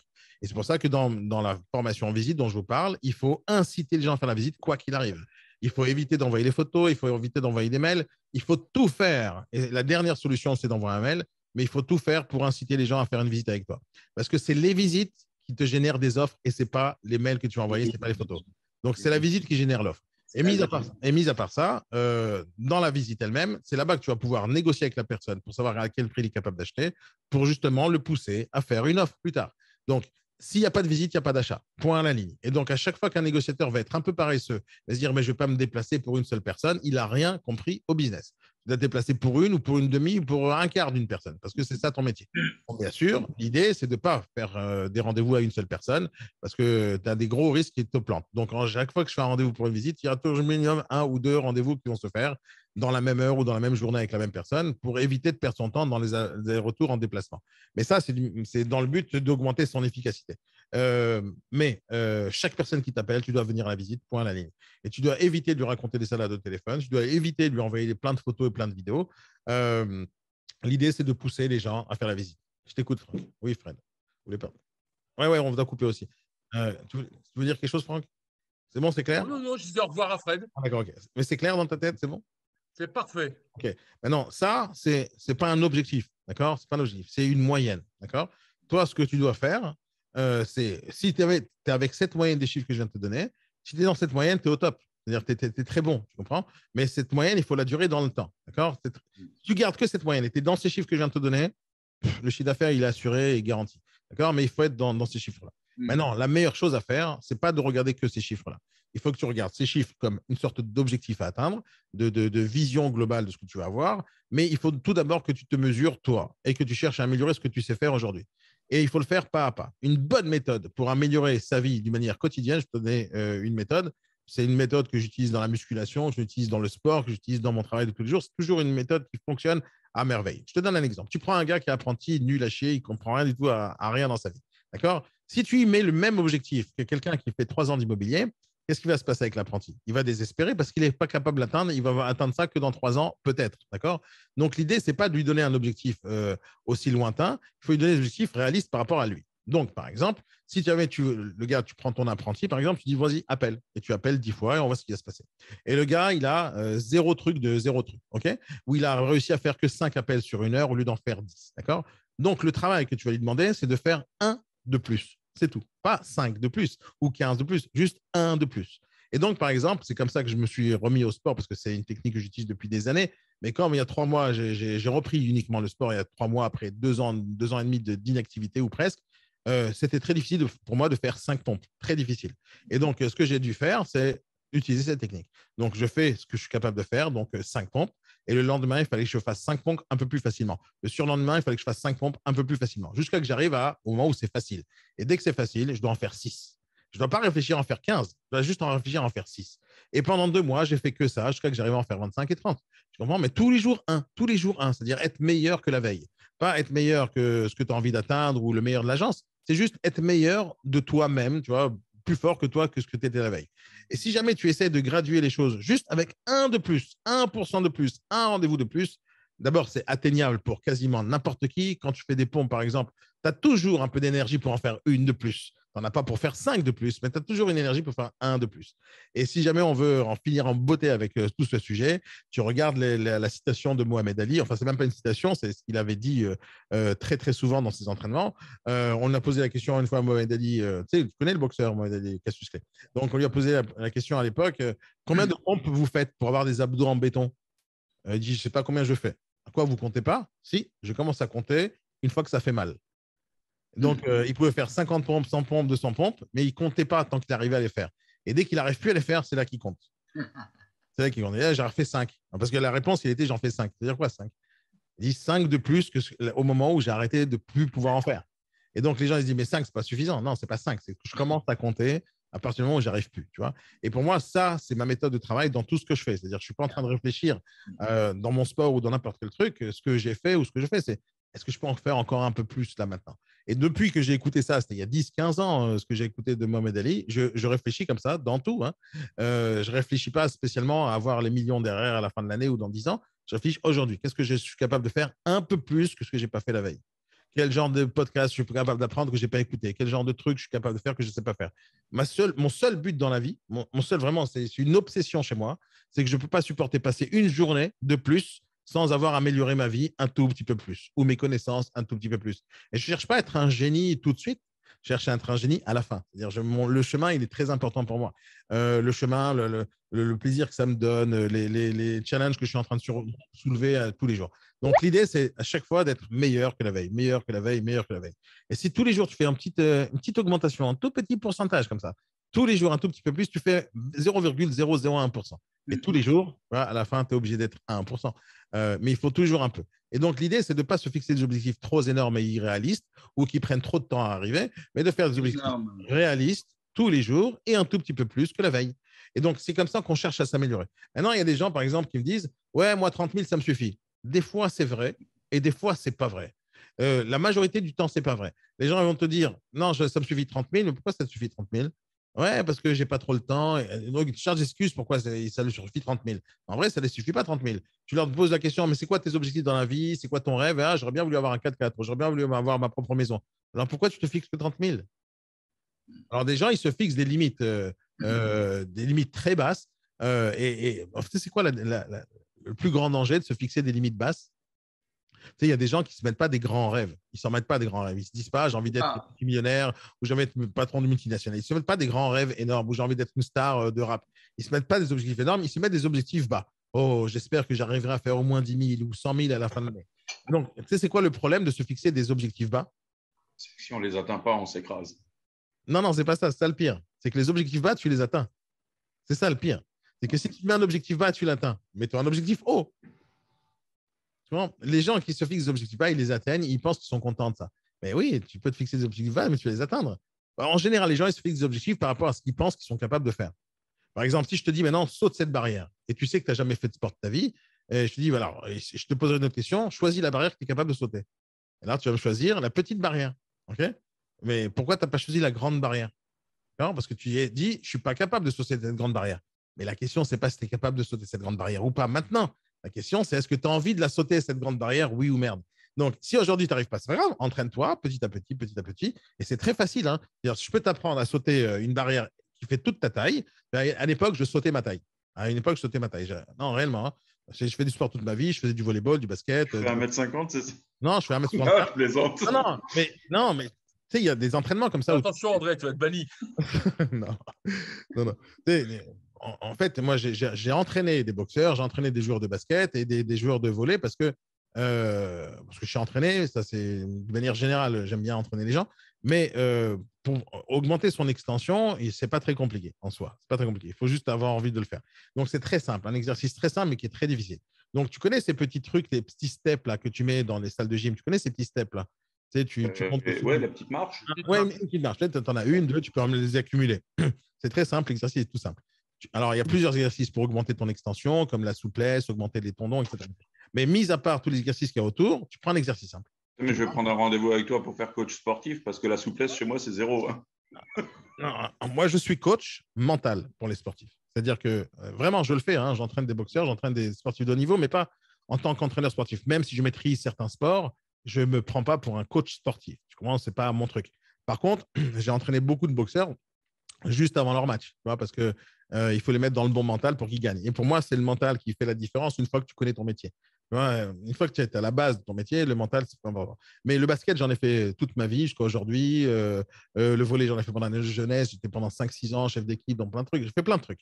Mais l'extension, c'est quelque chose d'important dans le volley et dans le basket. Très, très important. Et donc, une des façons de s'entraîner, c'est un truc simple. Tu veux augmenter ton extension. Donc, tu commences très bas. Tu vois, tu as un step comme ça et tu prends et tu sautes à pieds joints sur le step. Pas compliqué quand c'est au premier étage. Et tu le fais plusieurs fois, 10 fois, 15 fois, 20 fois, jusqu'à que ton muscle s'habitue à sauter ça de manière simple. Tu vas le faire et les pieds joints et après les jambes écartées un tout petit peu plus. Et des fois, tu vas sauter sans élan ou avec de l'élan. Donc, au départ, tu ne prends pas d'élan. Juste, tu sautes comme ça. Et tu, hop, sur le step. OK? Ça, tu le fais pendant un certain temps, 1 jour, 2 jours, 3 jours, jusqu'à que ça devient super ultra facile de le faire sans extension, sans élan, sans rien. Le lendemain, ou un jour plus tard, une semaine plus tard, tu rajoutes un step dessus. Donc, ça va te jeter 10 cm. Donc, ce n'est pas non plus très difficile, parce que c'est encore juste au début. Et tu fais les mêmes exercices avec l'extension, pliage de genoux, sans pliage de genoux, avec élan, sans élan, et tu le montes comme ça. Et tu fais plein d'exercices comme ça pendant 1 heure, et tu vas faire cet exercice. Le surlendemain ou la semaine d'après ou le mois d'après, tu augmentes le step. Et au fur et à mesure, tu vas augmenter jusqu'à ce que tu arrives à ta taille. Et tu vas y arriver. Au départ, tu ne pourras pas le faire sans élan. Après, tu vas devoir le faire avec élan. Mais ton corps, tu vas l'habituer à chaque fois. Je ne me rappelle plus du terme exact de ce principe-là, mais c'est l'augmentation progressive de la résistance musculaire. D'accord ? C'est-à-dire que si jamais tu veux muscler ton bras, d'accord, ton biceps, tu ne peux pas faire tout le temps avec le même poids. Ce n'est pas possible. Si tu fais tout le temps avec le même poids, qu'est-ce qui va se passer? Le premier jour, le corps, il va se dire « Oh putain, il n'arrive pas à soulever les 5 kilos. Okay » Donc, il va créer, avec les protéines que tu as dans le corps, les fibres qui manquent, la masse et la masse musculaire, juste pour lever les 5 kilos. Maintenant, une fois que tu arrives à lever les 5 kilos, le corps, il se dit hey, bon, pourquoi on se fatigue autant, les gars? Bon, on va diminuer parce qu'on n'a pas besoin d'autant de muscles. Et donc, si jamais tu n'augmentes pas le poids, tu restes toujours avec le même poids, le muscle grossit pas et tu repères. Et donc, la seule chose qu'il va faire, si tu veux gagner du poids ou enfin de la masse musculaire, tu veux augmenter ton corps, ir en force, tu dois tout le temps augmenter ton poids, augmenter jusqu'à l'infini. Et l'infini, c'est 200 kilos, 600 kilos pour n'importe quel humain. Tu vois, il y a une limite quand même. Mais l'idée, c'est ça, c'est d'augmenter tout le temps la progression en termes de résistance musculaire. Parce qu'en fait, on se bat contre la gravité. Hein. Et donc, si jamais tu sais faire 5, il faut faire 10. Tu sais faire 10, il faut faire 15. Et donc, pour l'unité de mesure, pour pouvoir vérifier si tu améliores le truc, tu dois faire des séries de 10 ou de 12 max. Mais il faut que tu arrives à lever le poids qui va t'empêcher d'arriver à 10. Mais qui va te permettre d'en faire 5, 6, 7, 8. Et jusqu'à que tu arrives à 10. Une fois que tu arrives à 10, tu prends un autre poids au-dessus ou tu n'es pas capable de monter jusqu'à 10. D'accord? Et tu augmentes le poids à chaque fois que tu n'arrives plus. Jusqu'à que tu arrives à l'échec, je n'arrive pas à monter dessus. Et donc, tant que tu n'arrives pas, tu lèves le poids. Le jour où tu arrives, tu augmentes le poids de 2 kg, de 5 kg, peu importe, etc. Et ça, pour n'importe quel muscle, dans le dos, les biceps, etc. Et pour moi, j'applique cette méthode dans quasiment tout dans ma vie. Tout dans ma vie. Je vais être meilleur qu'hier. J'augmente un tout petit peu au-dessus. C'était facile pour moi hier, un appel à un particulier, il faut que je fasse avec un marchand de biens. C'est trop facile marchand de biens, il faut que je fasse avec promoteur. Trop facile promoteur, il faut que je fasse dans le domaine. Et à chaque fois, il faut améliorer ses compétences pour dire, voilà, c'est trop facile pour moi maintenant, je vais au-dessus. Et c'est pour ça que des fois, je m'énerve avec les négociateurs qui se limitent à faire les choses basiques et fondamentales. À un moment donné, tu dois avoir un peu d'ambition dans la vie parce que sinon, dans 10 ans, on se retrouve au B-Morning et tu vas me poser la question et Madame Michu a posé la question sur les charges. Est-ce que les charges sont inclus dans ça? Ça suffit. À un moment donné, il faut monter de niveau. Tu vas monter de niveau. Et les gens qui restent au niveau, c'est eux qui m'énervent le plus. C'est ceux qui n'ont pas d'ambition. Et j'ai du mal, vraiment du mal avec ceux qui ne veulent pas monter, tu vois, ou au moins réussir ce qu'ils font déjà et être meilleur. Pour pouvoir réussir dans la vie, il faut chercher à être meilleur. Mais une fois que tu es meilleur, il faut être meilleur dans autre chose. Et il y a un proverbe qui dit, on va finir avec ça, quand tu es dans une salle, la personne la plus intelligente, tu es dans la mauvaise salle. Tu comprends le principe? C'est-à-dire que tu es trop intelligent pour cette salle. Ça veut dire que tu veux être plus intelligent que dans cette salle pour ne pas paraître con. Mais le problème, c'est que quand tu montes, tu es dans un niveau, hop, tu montes, tu arrives au top niveau de la salle, d'accord? Ou de la région, ou du secteur, ou du domaine, etc., ou du bureau, peu importe. Tu es le top. Mais en fait, tu es le plus intelligent de plein de teubés. Mais de l'autre côté, quand tu montes d'un cran, tu es le plus teubé du niveau au-dessus. Et donc, à chaque fois que tu vas monter, tu seras toujours le plus teubé du niveau au-dessus. Et quand tu arriveras au top, tu seras plus intelligent que tous les teubés qui sont au-dessus. Et à chaque fois que tu vas monter de niveau… Et une autre phrase en synonyme, c'est il vaut mieux être petit parmi les grands que grand parmi les petits. Exactement. Je suis d'accord avec toi. Mais tu sais, il y a plein de variantes là-dessus. Par exemple, au poker. Mais moi, dans le sport, quand je faisais du sport, je me suis toujours amélioré à travailler avec des gens plus forts que moi. Parce que par principe, fondamentalement dans ta vie, tu es quelqu'un d'ambitieux. Fondamentalement. Les gens qui ne sont pas ambitieux, ils se contentent. Mais moi, je ne me contente pas. Ni maintenant, ni jamais. Et en rien. Je me contente en rien. Il n'y a rien qui me suffit à moi. Juste rien. Mais je ne te parle pas que argent. C'est-à-dire, je ne supporte pas.